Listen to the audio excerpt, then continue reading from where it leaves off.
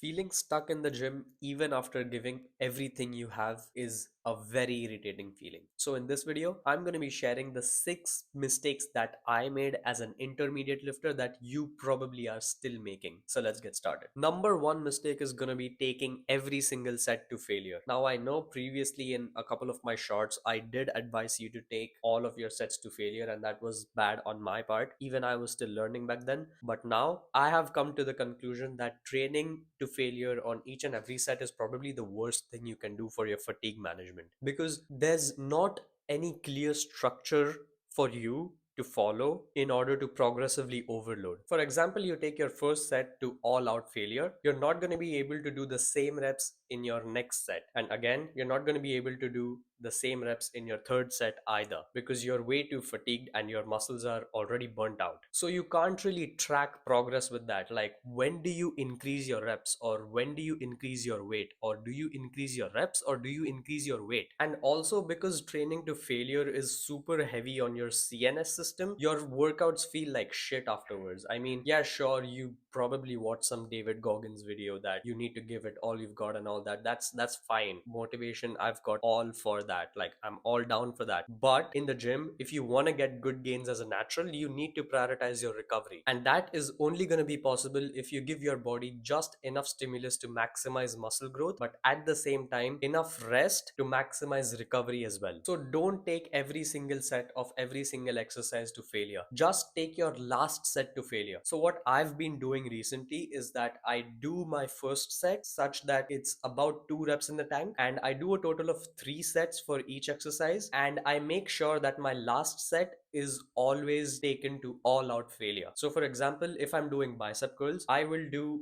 12 reps in the first set, assuming that's my 2 RIR. Then in the next set, I will match the 12 reps that I did in the first set. And in the third set, I will try to do 12 reps again. I might do 11 because I failed, because I take my third set to all out failure. So that's how I structure my sets. Basically, what I do is I prioritize taking my last set to all out failure. I'm not telling you to cut out training to failure completely, but you need to manage it efficiently. So train to failure, but only take your last set to all out failure. Your previous first 2 sets just need to be complementing it. In short, structure your exercise such that your last set is taken to all out failure and you're able to match the same number of reps in every single set. Once you're able to do more than 15 reps in every single set, that's when you know you have to increase the weight. With this approach, it actually becomes much clearer when you're gonna increase reps or when you're gonna increase weight. So that really helps with consistent progress tracking, and you actually know that you're getting stronger week by week. The next mistake is gonna be trying to do all variations of the same muscle group on one single day. For example, it was my leg day. Now, you know, for good development of any muscle, you need to train it through its complete range of motion. Take hamstrings, for example. The best way to train your hamstrings is doing one knee flexion movement and one hip hinge movement. So basically, what I used to do is I used to do lying hamstring curls as well as RDLs on one single day. What this again did was it increased my stimulus drastically for my leg day, and that hindered my recovery. This in turn somewhat stagnated my progress. So now what I decided to do is I split it across 2 workouts in the same week. I do lying leg curls on my leg A, that's usually Monday, and RDLs on leg B, that's usually Thursdays. Similarly, for my push day as well, I used to do incline presses, then flat presses, then incline dumbbell flies, then machine chest flies, all on the same day. That was just terrible for my recovery. So now what I've basically done is that I only do incline variations on my push A and then all the flat variations on my push B. So for example, my push days are usually on Tuesdays. So on Tuesdays, I'll do incline dumbbell presses with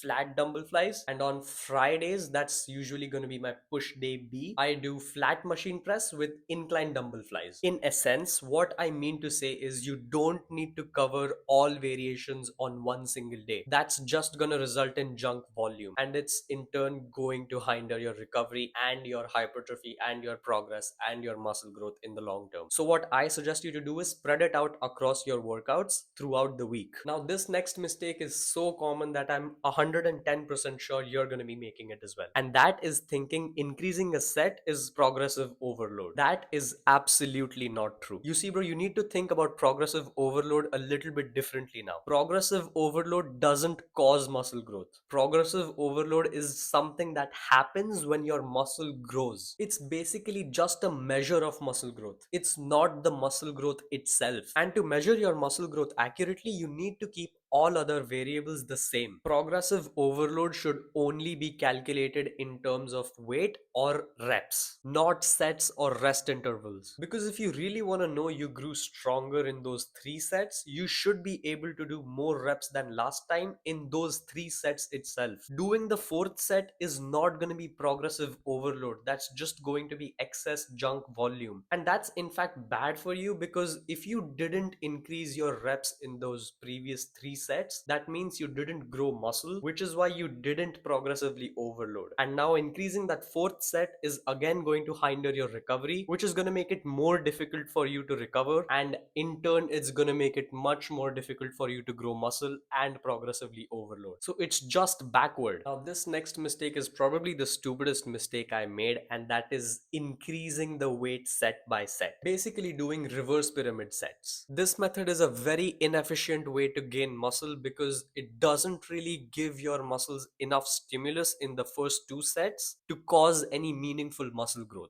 The fact that you're able to lift a heavier load in your next set itself shows that your previous set was not productive enough. So if you're doing your bench press like 60 kgs in the first set, then 70 kgs in your second set, and 80 kgs in your third set, you're literally just wasting your time. Because if you're really able to lift 70 kgs after your first set, that means your first set was just your warm-up weight. It didn't stimulate your muscles at all to any meaningful extent. So more the overall mechanical tension you can put on your muscle, more the hypertrophy. And with this method, you're seriously limiting how much mechanical tension you can put on your muscle, because you're wasting the first 2 sets when you're actually the strongest. The entire concept of hypertrophy is based on mechanical tension, how much mechanical tension you can put on your muscle. So instead, keep your weight the same across your sets and try to match the number of reps in each set. This will give you a much clearer structure for progressive overload, as well as it will maximize your training volume. This next mistake is going to be the most important one, and that is going to be not prioritizing exercises that emphasize the stretched position. Now you might think that this stretch mediated hypertrophy thing is excessively overblown, but let me tell you, all the recent gains that I've made in my biceps, traps, back,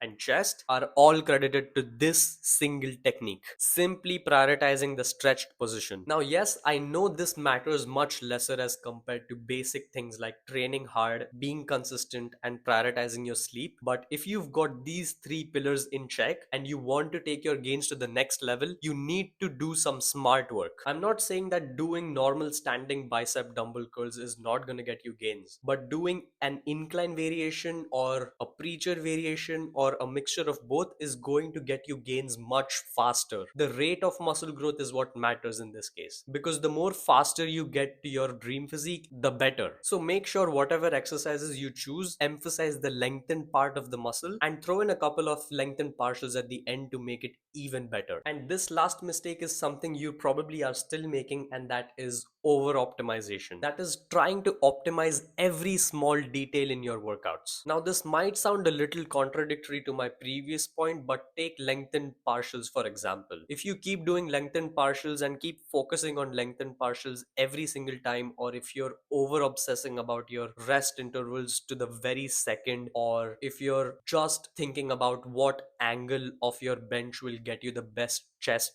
gains, you're right till some extent, but what really matters the most is how hard you're pushing and how frequently you're training your chest in a week and how your recovery is. Science-based training is only going to get you 5 to 10% of your gains. 90% of your gains is going to come by being consistent, maximizing your recovery, and pushing hard enough. You don't need to keep obsessing about making everything perfect. Just be consistent, choose exercises that feel comfortable for you, and emphasize the stretched position, and just train as hard as possible, but while keeping your recovery in check. If you want to know how to lose fat effectively and as fast as possible, check the link in the description. It's my full fat loss guide. It's absolutely worth it if you're serious about your fat loss journey. And that was it for this video from my side. If you enjoyed it, like, share, subscribe, comment, whatever for the Instagram algorithm, and I will see you in the next one. I meant YouTube algorithm.